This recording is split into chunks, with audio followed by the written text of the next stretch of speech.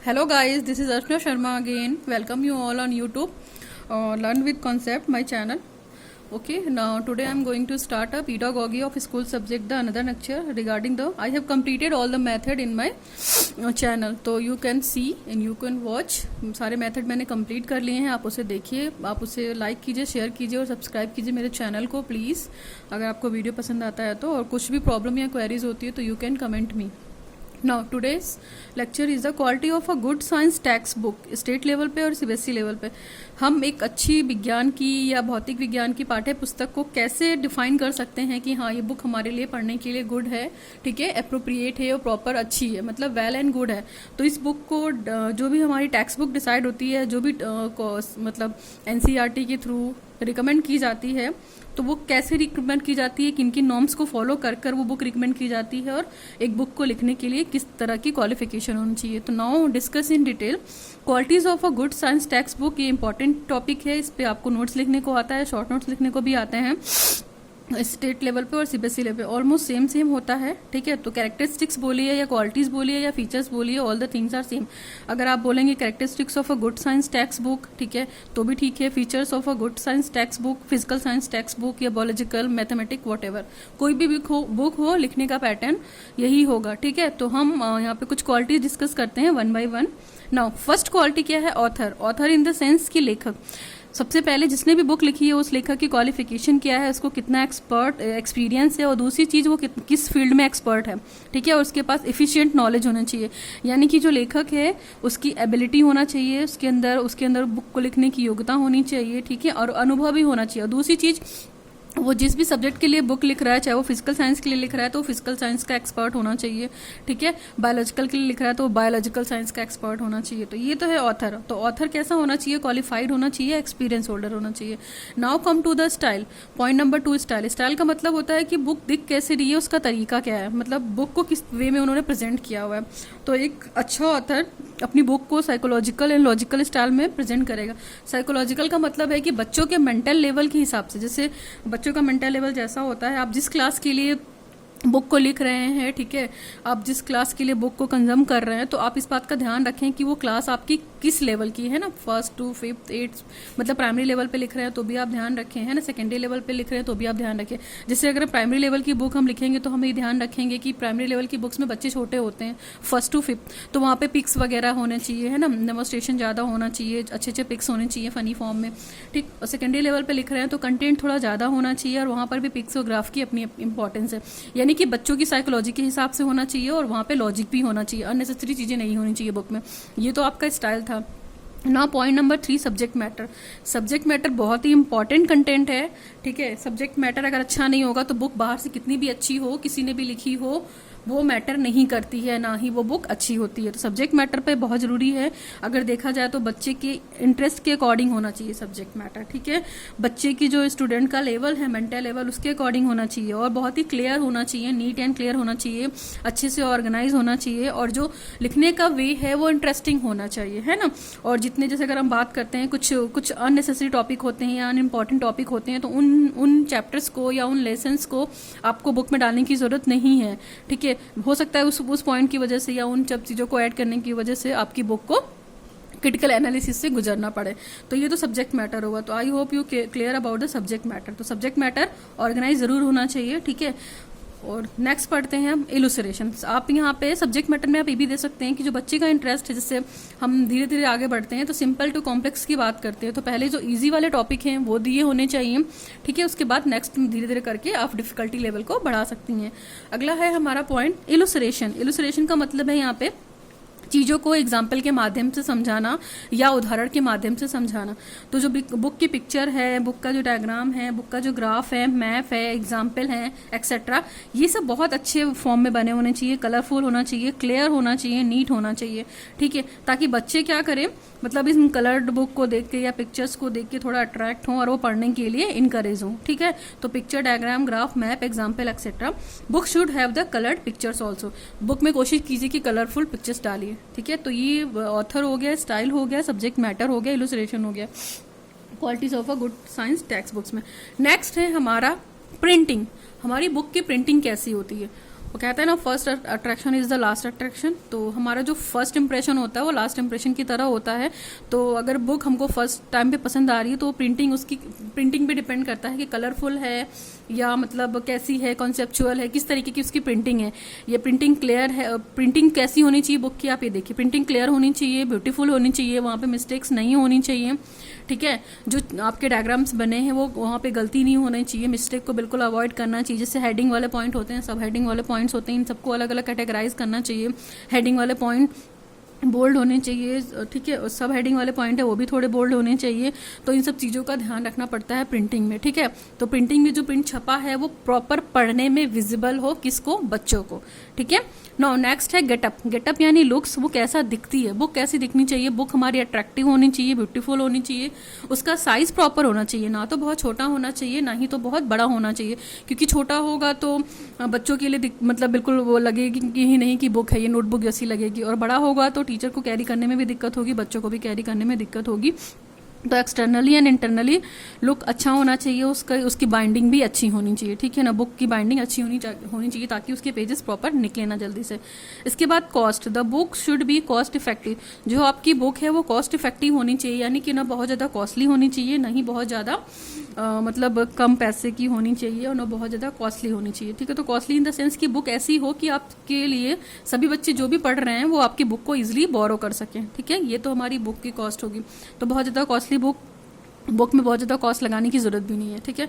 Next है हमारा content. Content का मतलब है कि हमारा मटेरियल है, सामग्री कैसी है। जैसे हम क्लास में किसी प्लान को पढ़ाने जाते हैं तो हमको पता होता है ना कि हम अपने कंटेंट को तैयार करते हैं, है ना, या कोई भी एक लेसन प्लान करते हैं तो सबसे पहले हम ऊपर सबसे पहले इंडेक्स बनाते हैं और उस इंडेक्स में ये मेंशन करते हैं कि ये कंटेंट कहाँ पे लिखा हुआ है।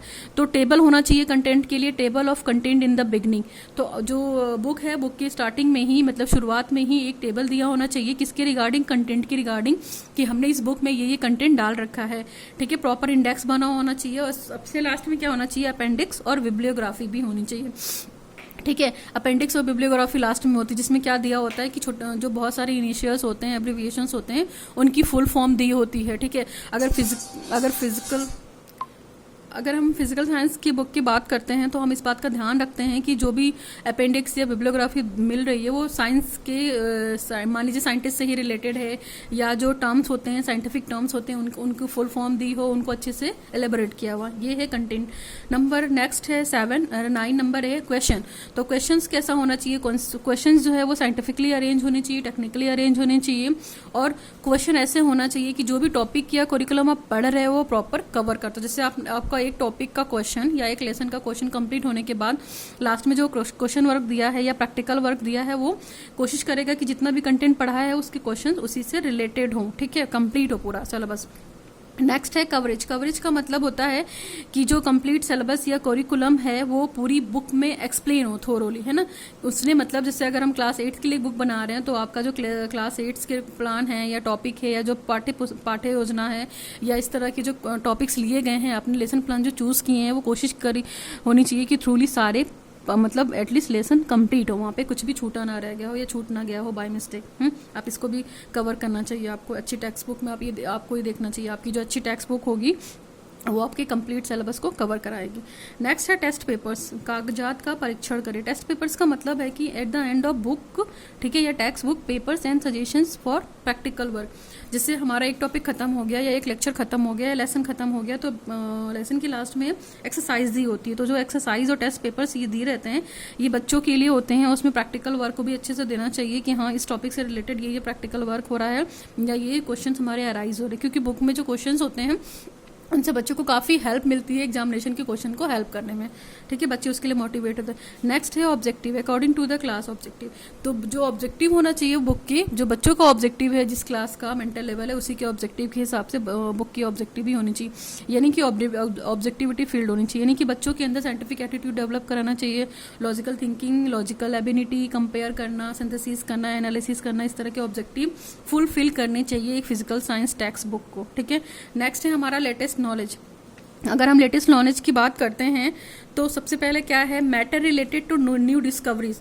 ठीक है, रिसेंट नॉलेज में या लेटेस्ट नॉलेज में जो भी सूचनाएं आप आई हैं रिसेंट में, जब आप बुक पब्लिश कराने के प्रोसेस में हैं या इन्वेंशन या चेंजेस जो भी हुए हैं, ठीक है, आपको देखना पड़ेगा कि उसमें क्या क्या हमको ऐड करना है। ठीक है, प्रीवियस से तो हो सकता है कुछ डिस्कवरी हो गई हो या उससे रिलेटेड कुछ और भी डिस्कवरी कर ली गई हो, इन्वेंशन कर लिया गया हो सकता है, कुछ उस मैटर से रिलेटेड चेंजेस हो गया है, तो वो भी आपको एक अपनी बुक में ऐड करना चाहिए, यानी कि रिसेंट नॉलेज को भी प्रोबेबिलिटी या जगह देनी चाहिए। ये तो था हमारा latest knowledge. Now we come to the another point. इस पॉइंट में है प्रॉपर अरेंजमेंट। ठीक है, अगर कोई भी चीज सिस्टमेटिक वे में नहीं होगा तो हमें पढ़ने में बहुत दिक्कत होगी। सपोज एग्जांपल लीजिए, कुछ भी क्लास में या मतलब आपके घर में कुछ भी चीज अस्त व्यस्त है या इधर उधर है तो आपको अरेंज करने में बहुत टाइम लगता है, क्यों, और बहुत ईजी नहीं पड़ता है आपके लिए, एक टफ टास्क है। तो इसी तरह अगर बुक में चीजें अरेंज नहीं होंगी, ठीक है, जैसे डिफिकल्ट टॉपिक पहले दे दिया है ना, सिंपल टॉपिक बाद में दिया, तो क्या मतलब बनता है, बच्चे डिफिकल्ट टॉपिक को ही नहीं कैरी कर पाएंगे, तब वो सिंप्लेक्स पे कैसे पहुंचेंगे। तो हमारा जो कॉन्सेप्ट होता है प्रॉपर अरेंजमेंट का, वो सिंपल टू कॉम्प्लेक्स होता है। और दूसरी चीज जो मैटर का अरेंजमेंट वो साइकोलॉजिकल होना चाहिए, लॉजिकल सीक्वेंस में होना चाहिए। स्पेशली जो ये साइंस की बुक्स देखते हैं तो लॉजिक होना चाहिए, ठीक है, सीक्वेंस अच्छा होना चाहिए, प्रॉपर अरेंज होना चाहिए। और ठीक, ये नहीं कि जो चीज़ पहले पढ़नी चाहिए उसको बाद में लिख दिया गया, जो चीज़ बाद में पढ़नी चाहिए उसको पहले लिख दिया गया, तो इस चीज़ का भी ध्यान देना चाहिए ऑथर को। नेक्स्ट है लेसन सीक्वेंस। लेसन सीक्वेंस का भी ध्यान देना चाहिए। ये पूरी तरीके से बेस्ड होना चाहिए principle of easy to difficult, या हम इसी को बोल सकते हैं सिंपल टू कॉम्प्लेक्स। यानी कि पहले हम सिंपल चीज़ों को सीखेंगे, फिर धीरे धीरे करके 1 बाय 1 हम कॉम्प्लेक्स चैप्टर की तरफ जाएंगे। यानी कि जो क्लास का बुक का पहला चैप्टर होगा वो इजी होना चाहिए, बच्चों की प्रीवियस नॉलेज पे बेस्ड होना चाहिए। ठीक है, इसके बाद हम धीरे धीरे करके 1 बाय 1 हम कॉम्प्लेक्स चैप्टर की तरफ पहुंचेंगे, तो ये हमारे लिए ज़्यादा बेटर रहेगा। नेक्स्ट है मेथड। तो modern method and practical method of teaching physical science. ठीक है, जो हमारा टीचिंग मेथड है साइंस के लिए, हमें तो पता ही है कि एक्सपेरिमेंट करना पड़ता है, डेमोस्ट्रेशन करना पड़ता है, लेक्चर कम डेमोस्ट्रेशन मेथड अप्लाई करना पड़ता है। तो ये प्रैक्टिकल मेथड और एक्सपेरिमेंटल मेथड जो है वो मॉडर्न मेथड, एक तरीके से ये मॉडर्न स्ट्रेटजीज हैं टीचिंग ऑफ फिजिकल साइंस। ठीक है, तो मेथड को भी ध्यान रखना चाहिए कि उसने किस तरीके से पढ़ाया। बाकी जो बुक आपकी है, जो टेक्स्ट बुक आपको रिकमेंड की गई है, तो ये टीचर पे डिपेंड करता है कि टीचर किस मेथड से आपको पढ़ा रही है। ठीक है, टीचर को बुक से हेल्प मिल जाएगी, बाकी टीचर पे डिपेंड करता है कि वो डेमोस्ट्रेशन मेथड कैसे यूज़ करती है, ठीक है, एक्सपेरिमेंट मेथड कैसे यूज़ करती है, लेबोरेटरी मेथड कैसे यूज़ करती है आपकी क्लास में। ठीक है, टेक्स्ट बुक को कैसे पढ़ाती है। नाउ नेक्स्ट है रिवीजन, संशोधन, proper repetition of previous work. ठीक है, तो जो बुक आप पब्लिश कर रहे हैं तो उसको ध्यान दीजिए कि आपने जहां से भी रेफरेंस या उसका कॉन्सेप्ट लिया है, या जितना कंटेंट आपने लिया है वो उसमें मतलब रिवीजन करिए, मतलब अगर कुछ गलती है तो उसको रिवाइज करिए। ठीक है, और उसको अच्छे से प्रीवियस वर्क जो आपने मतलब सेलेक्ट करने वाले हैं और अपनी बुक में पब्लिश करने वाले हैं, तो आप उसको एक बार फिर से देखिए, रिवाइज करिए। रिवाइज इन द सेंस कि दोबारा एक बार उसको जरूर देखिए। आपने जो भी मटेरियल बना लिया है, जो भी मतलब अपने टेबल या सीक्वेंस बना लिया है बुक का, तो एक बार आप उसको रिवाइज भी करिए ultimately before going to publish your book. Now practice के लिए बच्चों को क्वेश्चन देने चाहिए, रिव्यू की एक्सरसाइज देनी चाहिए, प्रैक्टिकल वर्क ऐसे देने चाहिए कि बच्चों को इजिली मिल जाए, वो कर सकें, जिसके लिए वो क्या एक्सपेरिमेंट के लिए और प्रैक्टिकल के लिए मोटिवेट हो, है ना। फिजिकल साइंस टेक्स्ट बुक्स में इस चीज़ का ध्यान दें। एक्सपेरिमेंट दिए होने चाहिए, जैसे एक्सपेरिमेंट करके बच्चों को समझाया हो, उसका पूरा एक्सप्लेनेशन दिया होना चाहिए, ये चीज़ भी ज़रूरी है। नेक्स्ट है स्टैंडर्डाइजेशन, यानी कि मानकीकरण। जो भी आप बना रहे हैं, ठीक है, चाहे फॉर्मूला हो, चाहे सिंबल हो, डेफिनेशन हो, नॉमेनक्लेचर हो, इन सारे नॉर्म्स को वो फॉलो करें, है ना। यानी कि आपकी जो अगर फिजिकल साइंस की बुक है तो साइंस के फॉर्मूलों को भी फॉलो करना चाहिए। सिम्बॉलिक चीज़ें, यानी कि जैसे हम अगर एलिमेंट्स की बात करते हैं, पीरियोडिक टेबल की बात करते हैं, तो सिंबल्स यूज़ करते हैं, तो वो सिंबल्स प्रॉपर अच्छे वे में बने होने चाहिए, डेफिनेशन अच्छी लिखी होनी चाहिए, बोल्ड। और जो नॉमेनक्लेचर होता है साइंस की टेक्स्ट बुक को लिखने को, वो नॉमेनक्लेचर भी फॉलो होना चाहिए नेशनल लेवल पे और इंटरनेशनल लेवल पे। ठीक है, तो ये स्टैंडर्डाइजेशन को भी कवर करना चाहिए आपकी बुक को। नेक्स्ट है ऑब्जेक्टिव क्वेश्चन। ऑब्जेक्टिव क्वेश्चन क्या होता है, न्यू टाइप्स ऑफ, जैसे ऑब्जेक्टिव क्वेश्चन की बात करते हैं तो MCQs बोलते हैं ना, है ना, multiple choice type of question दिए होने चाहिए, ताकि बच्चे 4 ऑप्शन में से एक ऑप्शन को सेलेक्ट कर सके। ठीक है, लास्ट में, चैप्टर के लास्ट में जरूर दिया हो ऑब्जेक्टिव क्वेश्चन। इससे बच्चों को क्या होती है, एक अच्छी सी ब्रीफिंग भी हो जाती है और चैप्टर के कॉन्सेप्ट भी क्लियर हो जाते हैं। क्योंकि अगर 4 ऑब्जेक्ट ABCD करके अगर ये 4 ऑब्जेक्टिव दिए हों, 4 में से कोई एक सही हो, ठीक है, तो बच्चे का अगर कॉन्सेप्ट क्लियर होगा तो वो सही पे टिक करेगा। ठीक है, अदरवाइज कॉन्सेप्ट क्लियर नहीं होगा तो नहीं करेगा। तो ये MCQs क्वेश्चन प्रैक्टिस के लिए जरूर दिए होने चाहिए। नेक्स्ट है हमारा क्लू।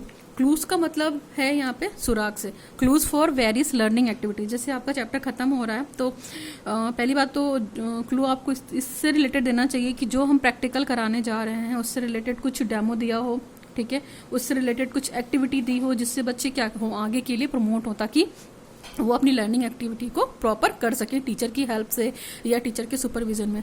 नाउ नेक्स्ट है रेफरेंस बुक्स, यानी कि संदर्भित पुस्तकें, different books from teachers which should have innovative method of teaching. आप अपनी बुक में जो रेफरेंस डाल रहे हैं वो कोशिश कीजिए कि जहाँ से भी आपने मैटर लिया है उन बुक्स के नाम डालिए, और टीचर्स को मोटिवेट करने के लिए और भी ऑथर्स के नाम डाल सकते हैं। जहाँ जहाँ से आपने अपना मैटर इकट्ठा किया है उन बुक्स के कलेक्शन को रेफरेंस बुक में जरूर मेंशन कीजिए कि आपने कंटेंट कहाँ लिया है, और फिजिकल साइंस से रिलेटेड और कौन कौन सी बुक्स अच्छी हो सकती हैं क्लास लेवल पे, टेक्स्ट बुक पे उसकी क्या क्या क्वालिटी हो सकती है। तो आप अपने रेफरेंस बुक में टीचर के लिए ये काम जरूर मेंशन कीजिए, इनोवेटिव मेथड टीचिंग का क्या हो सकता है रेफरेंस, और भी अपने रेफरेंस बुक में इस चीज़ को ऐड कर सकते हैं कि इसके अलावा और कौन सी बुक बेटर और बेस्ट रहेगी। नेक्स्ट है स्टूडेंट बुक्स, विद्यार्थी किताबें, सजेशंस फॉर प्लान, बच्चों के लिए काम देना चाहिए बुक में, ठीक है, ताकि वो प्लान कर सके अपने टॉपिक को, ठीक है, या कुछ डेटा कलेक्ट कर सके। होमवर्क अच्छा होना, होमवर्क का भी पैटर्न अच्छा देना चाहिए, क्लास वर्क अच्छा होना चाहिए, अदर प्रैक्टिस वर्क भी अच्छा होना चाहिए। तो यानी कि जो हमारी बुक है ओवरऑल किसके लिए होनी चाहिए, स्टूडेंट के लिए होनी चाहिए, ताकि स्टूडेंट अपने टॉपिक को प्लान करके पढ़ सकें, अपने टॉपिक का अच्छा कलेक्शन कर सकें, फिर होमवर्क भी कर सकें। होमवर्क के लिए भी पीछे देना चाहिए एक्सरसाइज के बाद, फिर क्लास वर्क जो टीचर करा रहा है वो भी है, इसके बाद other practical exercise, practical work काफ़ी अच्छा दिया होना चाहिए, ठीक। नेक्स्ट है हमारा रिवाइज्ड, रिवाइज्ड का मतलब होता है संशोधित, the book should be revised from time to time. आप ये देखिए कि अगर आपने बुक इस साल पब्लिश की है तो अगर वो बुक 10 साल तक पढ़ी गई है उसके बाद, या 1 साल से 10 साल में जो भी डिस्कवरीज हुई हैं, जो भी चेंजेस हुए हैं, चाहे वो नॉमेनक्लेचर में, चाहे वो कंटेंट में या एडिशन में, तो आप उसको टाइम टू टाइम ऐड कीजिए अपनी बुक में, ठीक है। तब आप अपनी बुक को दोबारा आप रिवाइज करके पब्लिश करिए, क्योंकि पुरानी नॉलेज का कोई मतलब नहीं है। संशोधित का मतलब यहाँ पे नई चीज़ों को, नई इंफॉर्मेशन को उस बुक में आप ऐड करिए जो कि जरूरी है, ठीक है। The book should be revised from time to time and necessary changes should be made. तो आपको ये भी देखना है कि जैसे अगर आपने 10 साल पहले बुक लिखी है तो आज की डेट में क्या क्या चेंजेस हुए हैं उस बुक को लेकर या उस टॉपिक को लेकर, या जो कुछ भी जो नया आपको ऐड करना है वो आप टाइम से ऐड करिए, ठीक है। ये तो था, that is more about the qualities of a good science text book या फिजिकल साइंस टेक्स्ट बुक। अगर आपको कुछ प्रॉब्लम हो तो you can ask me. Now please like, share and subscribe my channel Learn with Concept by Archana Vishwakarma. Now signing off. Thank you for watching the video.